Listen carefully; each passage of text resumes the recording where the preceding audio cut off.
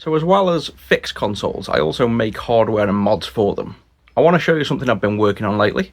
It's 2 mods put together with the goal of getting the best possible output on a SNES console, specifically the worst video output model. Let me just show you what I've been working on. So this is the SNES with all the shell removed. We have a flash card in for testing, and you'll see the model is the GPM-01. This is one of the earliest revisions with the worst possible video output. What I've designed here are 2 universal boards that I can now compact into one mod when ready. But this edge buster removes ghosting on the image as well as some of the banding. And the clean RGB generates a perfect and pure RGB once the signal has been cleaned up. So I'm going to show you what the stock console looks like first, and then show you this final result and the steps in between. If we first just power up with the classic composite, which is what most people will use, this is what to expect. So not terrible, but certainly far from great. You can see the dot crawl, these little dots in the text. You can in fact barely read that says test pattern. And overall, doesn't look great. And there you can see the Nintendo is not the best. All of the text, you'll see these kind of white ghosting overlays and blurry edges. So you can see Wario's hand has got like a ghost to the right of it. Same with Mario. And this is what we're kind of looking at quality-wise. So it's not, like I say, terrible and unplayable, but it's certainly far from perfect. Next up is to plug in the RGB straight out of the back port. And we can see on this model, specifically the early revisions, you've got vertical bars here that are very obvious. You can clearly see the colours are just kind of missing and lacking. And you still have the blur on the edge even more pronounced. So the colours are a little bit sharper in terms of pixel sharpness, but that is far, far from perfect. We can see the Nintendo is a bit sharper, but with lots of ghosting. And the edges on here look pretty good.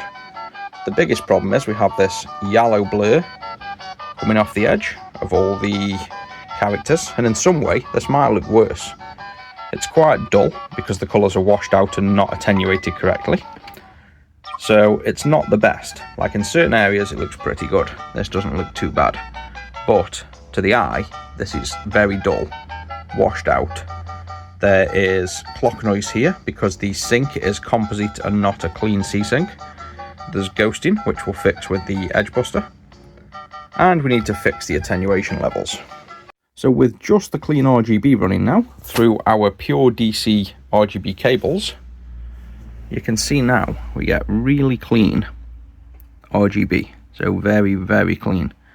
The only difference is you can see this ghosting. So this left to right fade off of the edges of everything. So you can see all this text blurring out. That happens on these early revisions of the SNES. And I've fixed that with the edge buster board. So let's take a look at that next. This is a universal one because it'll work on other consoles too. Not all of them, but some. And we can flick these switches on just for the green channel. You can see then it removes some. If we flick on the same for the red channel, you can see it removes more. And then finally flick on the blue channel.